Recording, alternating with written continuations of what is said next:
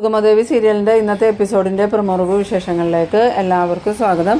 അങ്ങനെ നമ്മളുടെ ദേവികയുടെ സകല കണക്കുകൂട്ടലുകളും തെറ്റിച്ചുകൊണ്ട് കെവിനും ഇസബelle ഈ ശാരികയെ കടത്തിക്കൊണ്ട് പോകുന്ന ഒരു എപ്പിസോഡ് തന്നെയാണെന്ന് വരാൻ പോകുന്നത്. എന്തായാലും ദേവിക ഭയങ്കര സന്തോഷത്തിൽ തന്നെയാണ്. എത്രയും പെട്ടെന്ന് നന്ദനെ കണ്ടുപിടിക്കാൻ പറ്റുമെന്നുള്ള പ്രതീക്ഷയുണ്ട്.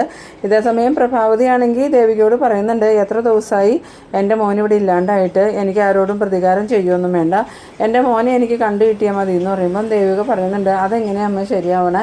എത്ര നാൾ നമ്മളായിട്ട് ചക്രം കളിപ്പിച്ചവർ ആ ഇസബെല്ലയും കെവിനും അരുന്ധതിമയോടും, അപ്പം നമ്മൾ തിരിച്ച് അവർക്ക് അതേ നാണയത്തിൽ തന്നെ കൊടുക്കണ്ടേന്ന് ചോദിക്കുമ്പോൾ പ്രഭാവതി പറയുന്നുണ്ട്, അതൊക്കെ ശരിയാ, പക്ഷേ നന്ദനെ തിരിച്ച് കിട്ടിയിട്ട് മതി അതിനൊക്കെ പോവലെന്ന് പറയുമ്പോൾ ദേവിക പറയുന്നുണ്ട്, നന്ദുവിനെ അധികം വൈകാതെ തന്നെ നമുക്ക് തിരിച്ചു കിട്ടും. ഇപ്പം തന്നെ നന്ദുവിനെ കടത്തിക്കൊണ്ട് പോയ കാറിൻ്റെ നമ്പർ കിട്ടിയിട്ടുണ്ട്, അതിന് ആരുടെയാന്ന് കണ്ടുപിടിച്ചാൽ മതി, നമുക്കിനി നന്ദുവിൻ്റെയൊക്കെ എത്താൻ അധികം ദൂരമൊന്നുമില്ല അമ്മയെന്ന്. ആ സമയത്ത് പ്രഭാവതിയാണെങ്കിൽ ഒട്ടും സന്തോഷമില്ലാതെ തന്നെ ഇരിക്കുന്നുണ്ട്.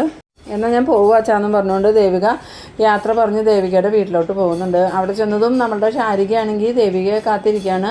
ദേവിക വന്നതും ശാരിക പറയുന്നുണ്ട്, ഇന്ന് തന്നെ കെവിൻ ചേട്ടൻ വിളിച്ചിട്ടുണ്ടായിരുന്നു, എന്താ പറഞ്ഞതെന്ന് ചോദിക്കുമ്പോൾ അത് വേറെ ഒന്നുമല്ല ചേച്ചി, എന്നെ നേരിട്ടൊന്ന് കാണണം എന്നാണ് പറഞ്ഞത്. അന്നേരം ദേവിക പറയുന്നുണ്ട്, അതിന് എന്തെങ്കിലും കെണിയായിരിക്കുമോ എന്ന് ചോദിക്കുമ്പം അങ്ങനെയൊന്നും ആയിരിക്കില്ല, എന്തായാലും ആ കെവിന് നമ്മളെ സംശയമൊന്നും ഇല്ലാത്ത സ്ഥിതിക്ക് എന്നെ ട്രാപ്പിലാക്കുമൊന്നുമില്ല എന്ന് പറഞ്ഞതും ദേവിക പറയുന്നുണ്ട്, അവന് വിശ്വസിക്കാൻ പറ്റില്ല, ഇസബെല്ലയും കെവിനും ചേർന്ന് നന്ദുവിനെ ചതിച്ചത് നിനക്കറിയാലോ, അതുകൊണ്ട് സൂക്ഷിക്കണം. അന്നേരം ശാരിക പറയുന്നുണ്ട്, ഇപ്പോൾ പല പ്രാവശ്യമായി കെവിൻ വിളിക്കുമ്പോൾ ഞാൻ ഓരോരോ ഒഴിവ് പറയുമായിരുന്നു, അതുകൊണ്ട് തന്നെ കെവിന് എൻ്റെ കാര്യത്തിൽ സംശയമുണ്ട്, ഇനി ഇന്നും ചെന്നില്ലെങ്കിൽ എന്നെ സംശയിച്ചാലോ എന്ന് ചോദിക്കുമ്പം ദേവിക പറയുന്നുണ്ട്, അങ്ങനെയാണെങ്കിൽ നീ പോയിട്ട് വാ, പക്ഷേ ഒരു കാര്യം സൂക്ഷിക്കണം, ഒരു സംശയത്തിന് ഇട കൊടുക്കരുതെന്ന് പറയുമ്പം ശാരിക പറയുന്നുണ്ട്, അതൊക്കെ ചേച്ചി എനിക്ക് പറഞ്ഞു തന്നിട്ട് വേണോ, എനിക്കതൊക്കെ അറിയാൻ പാടില്ലേ, എന്തായാലും ഞാൻ പോയിട്ട് വരാമെന്നും പറഞ്ഞ് ശാരിക പോയതും മാധവൻ ചോദിക്കുന്നുണ്ട്, ശാരി എവിടെ പോയതാ മോളേന്ന് ചോദിക്കുമ്പോൾ ശാരി ആ കെവിൻ വിളിച്ചിട്ട് പോയതാ, ഇനിയിപ്പോൾ ശാരിക ചെല്ലാണ്ടിരുന്നാലും ആ കെവിന് സംശയം തോന്നാം, ഇനിയിപ്പോൾ ശാരികയെ സംശയം തോന്നിയിട്ട് കെവിൻ വിളിച്ചതാണെങ്കിലോ മോളേന്ന് ചോദിക്കുമ്പം അതും അപകടം അച്ഛാ, അവർക്ക് എന്തെങ്കിലും സംശയം തോന്നിയാൽ പിന്നെ ശാരികയോട് അവരെങ്ങനെ പെരുമാറുമെന്നൊന്നും പറയാൻ പറ്റില്ല, അങ്ങനെയാണെങ്കിൽ ശാരിമോളെ വിടണ്ടായിരുന്നല്ലോ എന്ന് പറയുമ്പം ദേവിക പറയുന്നുണ്ട്, പോകാതിരുന്നാൽ അവരുടെ സംശയം കൂടുക വെച്ചാൽ, എന്തായാലും ആ കെവിനാണെങ്കിൽ എല്ലാവരോടും പറയണത് ശാരിനെ വിവാഹം കഴിക്കാൻ തീരുമാനിച്ചു എന്നല്ലേ, അതുകൊണ്ട് ശാരി പോണതിന് കുഴപ്പമൊന്നുമില്ല, ശാരിയെ സൂക്ഷിക്കാൻ ശാരിക്ക് അറിയാമെന്ന്. പിന്നീട് കാണിക്കുന്നത് നമ്മളുടെ ഇസബെല്ലേനെയും കെവിനെയാണ്. ഇസബെല്ല കെവിനോട് പറയുന്നുണ്ട്, എന്തായാലും നമ്മളുടെ പ്ലാൻ അനുസരിച്ച് തന്നെ കാര്യങ്ങൾ മുന്നോട്ട് പോട്ടെ, നീ ശാരികയെ വിവാഹം കഴിക്കാൻ പോണ കാര്യം അരുന്ധതിമയോട് അറിഞ്ഞ എങ്ങനെയാണെന്ന് ചോദിക്കുമ്പം അതൊന്നും എനിക്ക് മനസ്സിലാവാത്ത, ഞാൻ ആരോടും പറഞ്ഞിട്ടില്ല, നിന്നോട് പോലും അവസാനമല്ലേ പറഞ്ഞ, പിന്നെ അവരെങ്ങനെ ഇത് അറിഞ്ഞെന്ന് ചോദിക്കുമ്പം എനിക്കൊന്നും മനസ്സിലാവണല്ല ബെല്ല, എന്തായാലും ഇവരെല്ലാവരും ചേർന്നുള്ള പ്ലാനാണെന്ന് എനിക്ക് സംശയമുണ്ട്. ഇപ്പം തന്നെ കണ്ടില്ലേ അരുന്ധതിമയുടെ ഇവിടെ വന്നിട്ട് ഋഷിയെ അല്ല അന്വേഷിക്കുന്നത്, നന്ദനെ അന്വേഷിക്കണം, ഋഷിയുടെ കാര്യം പറയുമ്പോൾ അവർ ഋഷിയുടെ കാര്യം നമ്മളോട് അന്വേഷിക്കണ്ടെന്നല്ലേ പറയണേ, അതിൻ്റെ അർത്ഥം ഋഷി എവിടെയാണെന്നുള്ള കാര്യം അവർക്ക് അറിയാമെന്നല്ലേ, അവർക്ക് അറിയാൻ പാടില്ലാത്തത് നന്ദൻ്റെ കാര്യം മാത്രമാണ്. ആ സമയത്ത് കെവിൻ പറയുന്നുണ്ട്, അത് വല്ല പറഞ്ഞത് നേരാ, കഴിഞ്ഞ പ്രാവശ്യവും അരുന്ധതിമയുടെ ഋഷിയുടെ കാര്യം പറഞ്ഞപ്പം ഈ രീതിയിൽ തന്നെയാണ് സംസാരിച്ചത്, ഋഷിയെ കാണാനില്ലാത്തതിൻ്റെ വിഷമമൊന്നും അരുന്ധതി മേഡത്തിനില്ല, ഇനിയിപ്പോൾ ചന്ദ്രോത്തുകാരും അരുന്ധതി മേഡവും ഋഷി നന്ദനും എല്ലാവരും ചേർന്ന് നടത്തുന്ന ഒരു ഗെയിമാണ് എന്ന് ചോദിക്കുമ്പോൾ അതിനും നമ്മൾ സംശയിക്കണം. എന്തായാലും ഇന്ന് ആ സംശയത്തിനെല്ലാം ഉള്ള ഉത്തരം കിട്ടും. ഇന്ന് ഞാൻ ശാരികയെ ഇങ്ങോട്ട് വിളിച്ചുകൊണ്ട് വരാം, അതിനുശേഷം അവളുടെ കയ്യിൽ നിന്ന് തന്നെ നമുക്ക് വേണ്ട കാര്യങ്ങളൊക്കെ ചോദിച്ച് മനസ്സിലാക്കാം. അന്നേരം ഇസബെല്ല ചോദിക്കുന്നുണ്ട്, അവൾ നീ വിളിച്ചാൽ വരുവിടാന്ന് ചോദിക്കുമ്പോൾ പിന്നെ വരാതെ ശാരികയ്ക്ക് എന്നെ അത്രയ്ക്ക് വിശ്വാസമാണ്, ഞാൻ അവളോട് പറഞ്ഞിട്ടുണ്ട്, അവളിങ്ങോട്ട് വരാമെന്നും പറഞ്ഞിട്ടുണ്ട്, എന്തായാലും ഞാൻ പോയി അവളെ വിളിച്ചുകൊണ്ട് വരട്ടെ എന്ന്. ആ സമയത്താണ് നമ്മളുടെ ശാരിക കെവിൻ്റെ ഫോണിലേക്ക് വിളിക്കുന്നത്. കെവിൻ ഫോൺ എടുത്തതും എന്തായി ശാരി എത്താറായോ എന്ന് ചോദിക്കുമ്പോൾ ഞാനിവിടെ വന്ന് നിൽക്കുക, കെവിൻ ചേട്ടനെ എവിടെയാണെന്ന് ചോദിക്കുന്നു. ആ സമയത്ത് കെവിൻ പറയുന്നുണ്ട്, ഞാനിപ്പോൾ വരാം, നീ അവിടെ തന്നെ നിന്നോന്ന്. അങ്ങനെ ഇസബെല്ലേനോട് യാത്രയും പറഞ്ഞ് കെവിൻ അങ്ങോട്ട് പോകുന്നുണ്ട്.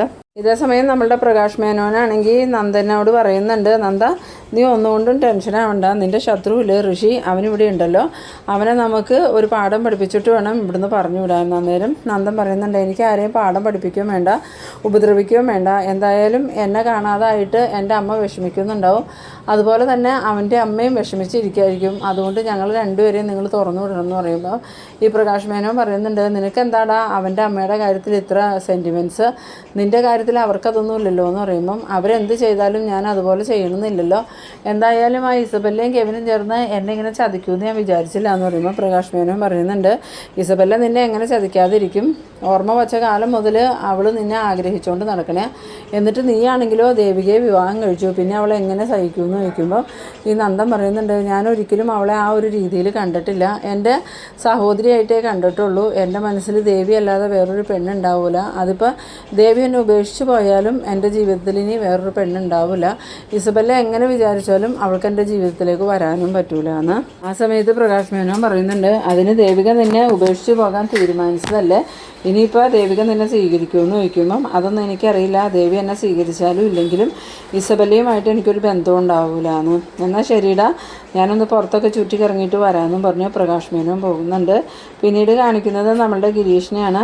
ഗിരീഷിനാണെങ്കിൽ രജനിയോട് പറയുന്നുണ്ട്, നന്ദനെ കടത്തിക്കൊണ്ട് പോയ വണ്ടിയുടെ നമ്പർ കിട്ടിയിട്ടുണ്ടെന്ന് സിദ്ധാർത്ഥൻ സാറ് വിളിച്ചപ്പോൾ പറഞ്ഞു. ആ സമയത്ത് രജനി പറയുന്നുണ്ട്, എന്നിട്ട് നന്ദനെ എവിടെയാണെന്ന് കണ്ടുപിടിച്ചു എന്ന് ചോദിക്കുമ്പോൾ വണ്ടി നമ്പർ കിട്ടുമ്പോഴേക്കും എങ്ങനെയാണ് നന്ദനെ കണ്ടുപിടിക്കണേ, അതിനൊക്കെ അതിൻ്റേതായ സമയം വേണ്ടതെന്ന് ചോദിക്കുമ്പോൾ ഉവ്വ എല്ലാത്തിനും സമയം വേണം, അവളുണ്ടല്ലോ ആ ദേവിക അവൾ മനഃപൂർവ്വം ഉഴപ്പണതാന്ന് പറയുമ്പോൾ ഗിരി പറയുന്നുണ്ട്, നീ എന്തൊക്കെയാണ് രജനി പറയണത്? നിനക്ക് ദേവികയെ ഇഷ്ടമല്ലാന്നും കരുതി എന്തും ഒരാളെക്കുറിച്ച് പറയാമെന്നാണോ?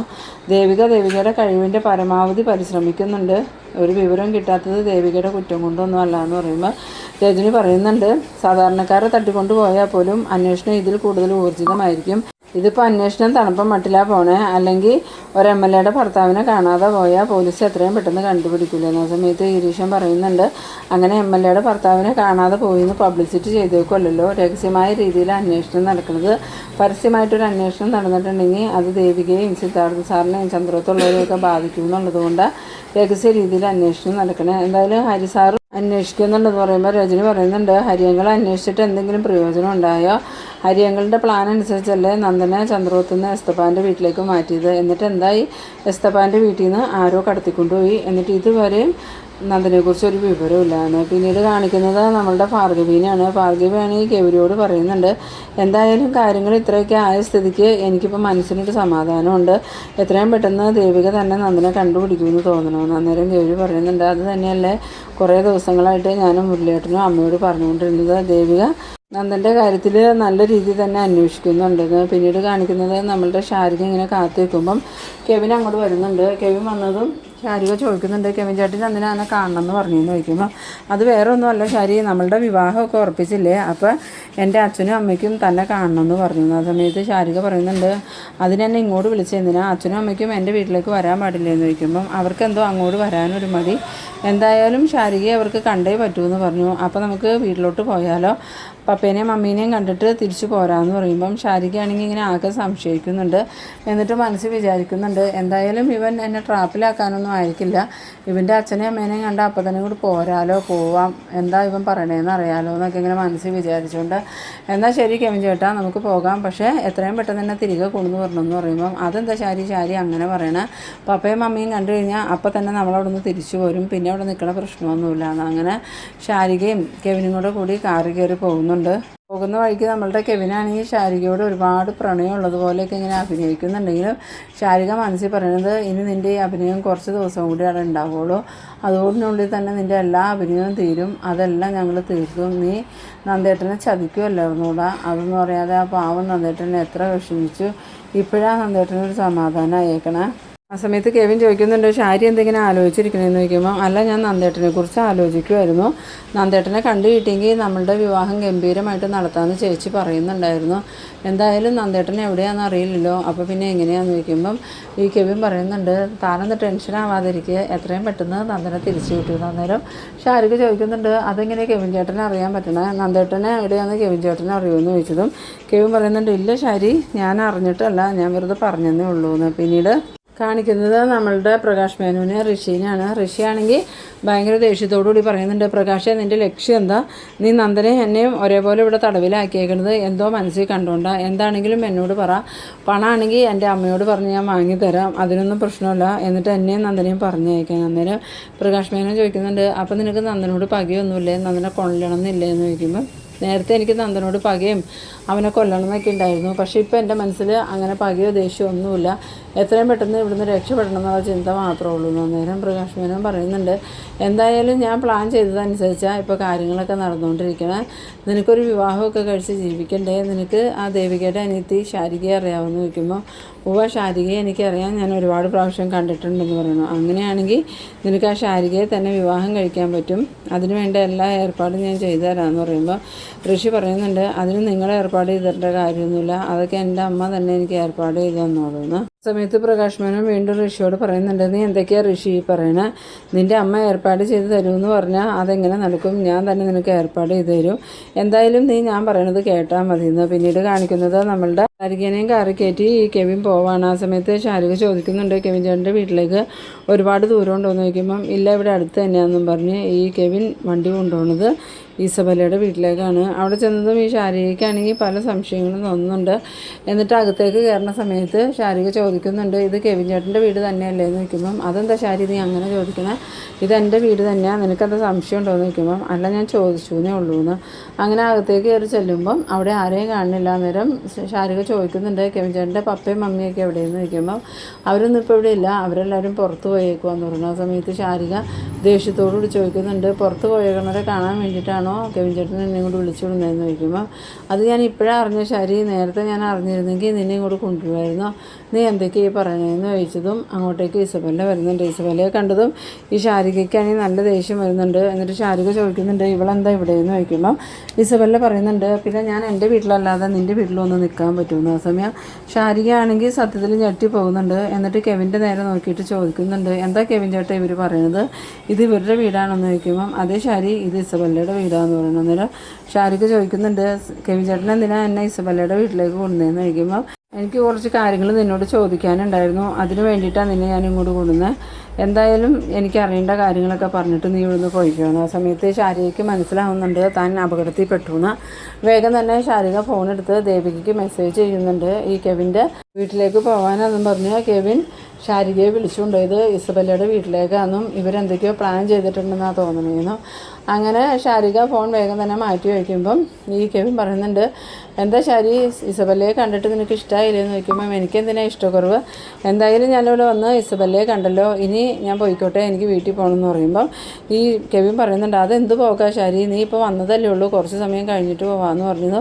ശാരിക ദേഷ്യത്തോടു കൂടി, നിങ്ങളെന്നോട് ഇങ്ങോട്ട് വരുവാന്നല്ലല്ലോ പറഞ്ഞത്, നിങ്ങളുടെ വീട്ടിലേക്കാണെന്ന് പറഞ്ഞല്ലേ എന്നെ വിളിച്ചു കൊണ്ടുവന്നത്, എന്നിട്ട് ഇസബല്ലയുടെ വീട്ടിലേക്കല്ലേ കൊണ്ടുവന്നത്, എനിക്കിവിടെ ഒരു നിമിഷം പോലും നിൽക്കാൻ പറ്റില്ല, ഞാൻ പോകുകയെന്നും പറഞ്ഞ് ശാരിക പോകാനായിട്ട് ഇറങ്ങിയതും ഈ ഇസബല്ലയാണെങ്കിൽ ഓടിച്ചെന്ന് ശാരികയുടെ കയ്യെ പിടിച്ച് നിർത്തുന്നുണ്ട്. ആ സമയം ശാരിക ചോദിക്കുന്നുണ്ട്, നീ എന്തിനാ വല്ല എന്നെ പിടിച്ച് നിർത്തണമെന്ന് ചോദിക്കുമ്പോൾ ഒരു കാരണവശാലും നീ ഈ വീടിൻ്റെ പുറത്തേക്ക് പോകാൻ ഒക്കില്ല, യും ദേവികയും എല്ലാവരും ചേർന്ന് ഞങ്ങളെ പറ്റിക്കുമല്ലായിരുന്നോ, എന്തായാലും അതിനുള്ള തിരിച്ചടി ഇന്ന് തന്നെ ദേവികയ്ക്ക് കൊടുക്കണം, അതുകൊണ്ട് നീ ഇവിടെ നിൽക്കടിയെന്നും പറഞ്ഞുകൊണ്ട് ഈ ശാരികയെ ഇസബല്ല വലിച്ചഴിച്ചൊരു റൂമിലേക്ക് കൊണ്ടുവന്ന് തള്ളുന്നുണ്ട്. എന്നിട്ട് ഡോറ് പുറത്തുനിന്ന് അടച്ച് കുറ്റിയിടുന്ന സമയത്ത് ശാരിക എന്നെ വിടുന്നു പറഞ്ഞ് കരയണ ആ ഒരു സീനിലാണ് ഈ എപ്പിസോഡ് അവസാനിക്കുന്നത്. അപ്പോൾ നിങ്ങളെൻ്റെ വീഡിയോ ആദ്യമായിട്ടൊക്കെ കാണുന്നവരാണെങ്കിൽ ചാനലൊന്ന് സബ്സ്ക്രൈബ് ചെയ്യാനും എൻ്റെ വീഡിയോ നിങ്ങൾക്ക് ഇഷ്ടമായ ലൈക്ക് ചെയ്യാനും ഷെയർ ചെയ്യാനും മറക്കരുത്.